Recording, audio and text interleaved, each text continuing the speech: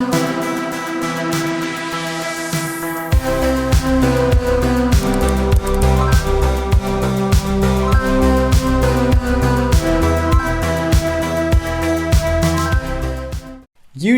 a song's melody will feature various notes, often 6, 7, 8 or more. However, it's not impossible to write a melody only using one note. For example, the verse of Mr. Brightside by The Killers is basically just sang on one static note. The only movement we get is when the vocal slides to a neighbouring tone, but these departures from the main note are very brief and ornamental. Practically speaking, this verse is 16 bars of the same note.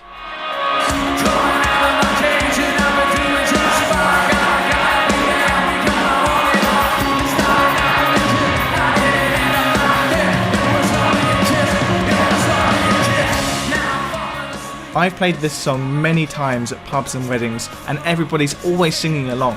So how is such a static, monotonous melody so catchy? Well, pitch is only part of what makes a melody. A melody must also have rhythm, and it's the rhythm of Mr. Brightside which makes it catchy. A focus on rhythm instead of pitch makes a melody more like a chant, something easy to sing or shout.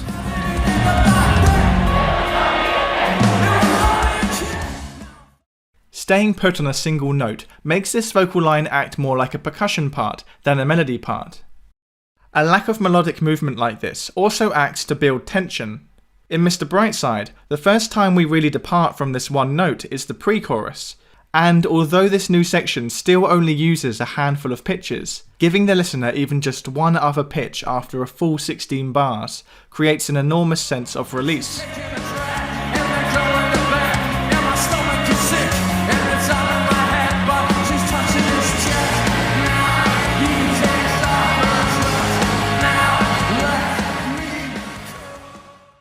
Perhaps the most notorious one-note melody is Antonio Carlos Jobim's classic one-note samba. This is a song purposefully showing off the mileage you can get from one melody note. This is just a little samba built upon a single note. Other notes are bound to follow, but the root is still that note. Now the new one is the consequence of the one we've just been through, as I'm bound to be the unavoidable consequence of you. Once again, the rhythm is a key part of what makes this melody appealing, but the other key element at play here is the harmony. One-note samba is accompanied by these lush, jazzy chords, each one lending a different context to the static note above. For example, above the A minor 7 here, our static C note works as a minor third. But in the next bar, the A flat 7 recontextualizes the C as a major third. This change of context makes the melody note sound brighter, even though it hasn't moved. Various people have noticed before that Taylor Swift has a tendency to write one or two note melodies. The chorus of Out of the Woods is almost exclusively based on one note. Are we out of the woods yet? Are we out of the woods yet? Are we out of the woods yet? Are we out of the woods? Are we in the clear yet? Are we in the clear yet? Are we in the clear yet? In the clear yet? Good. Are we out of the woods yet? Are we out of the woods yet? Are we out of the woods yet? Are we out of the woods? Are we in the clear yet? Are we in the clear yet? Are we in the clear yet? In the clear yet? Each two-bar phrase stays on the root note until the very last beat, when we jump down to the 5th degree of the scale. You can really hear the release of tension as we move down to the lower note. This melody really does rely on rhythm instead of melody. It's ultimately a percussive hook, not a melodic hook.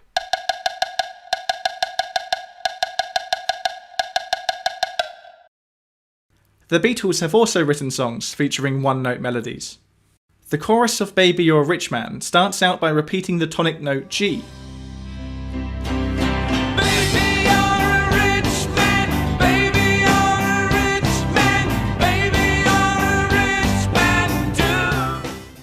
You may have noticed that most of the examples so far have stayed on the root note. The root note is the most stable note in the key. It is fully resolved, and if you're going to write a melody that only stays on one note, you want that note to feel resolved. If you choose a non-resolved note like the 4th or the 7th degree of the scale, your melody will struggle to remain static for very long because it will be begging to resolve to a different note. An example of a monotonous melody that doesn't use the root is the verse of Julia by the Beatles. Here, John stays on the 5th degree of the scale instead of the root. Half of what I say is meaningless, but I say it just to reach you, Julia. The 5th is still a good candidate for a monotonous note, as it's generally considered the second most stable note in the scale. However, even the 5th starts yearning for a resolution after being repeated for 8 bars straight. You can feel the sense of melodic relief when John's vocal finally climbs down from the 5th to the root here. But I say it just to reach you, Julia.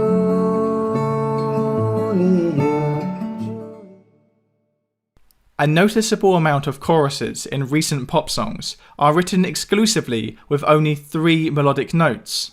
And they're not just using any old 3 notes, they're all using the same 3 notes, the 1st, 2nd and 3rd degrees of the scale.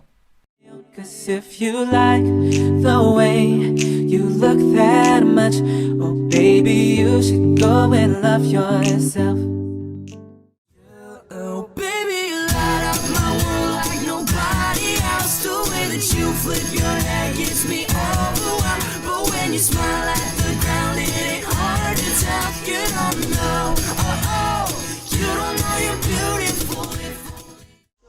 Pull the sheets right off the corner of that mattress that you stole from your roommate back in Boulder.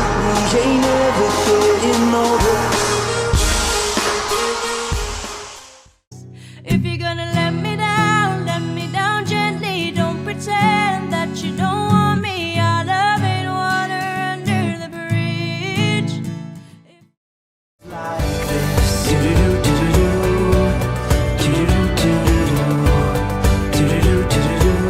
Oh, I want something just like this. Melodies that exclusively stay on the first 3 notes of the scale, particularly only using short rhythms as well, have a very nursery rhyme quality to them, making them easy to sing and easy to remember. Choruses that stay on just these 3 notes aren't just found in recent pop hits. Free Falling by Tom Petty also just stays on the first 3 degrees of the scale. But because Free Falling's chorus uses long drawn out notes instead of short snappy notes, we don't get that nursery rhyme sound here. And I'm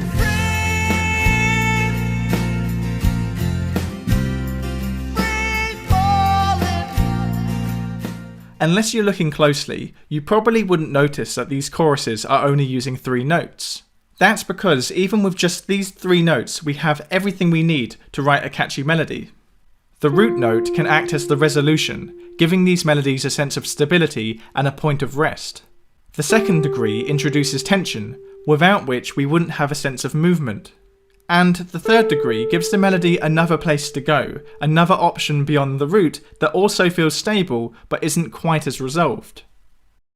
I think it's fairly safe to say that apart from one note samba, all of the examples we've looked at today weren't intentionally written with so few notes. However, the fact that they have compelling and popular melodies with so few notes shows that a good melody isn't measured by how many notes it has. Purposefully limiting yourself, though, can be a really good way to spark creative ideas. Sometimes limitation is what breeds creativity and can help you think of ideas that otherwise you never would have come up with. And that was actually the central idea to a composing collaboration I was involved in recently. Myself and 4 other composers, Ben Levin, David Bruce, June Lee and No Compliments, were tasked with writing a 1-minute solo piano piece.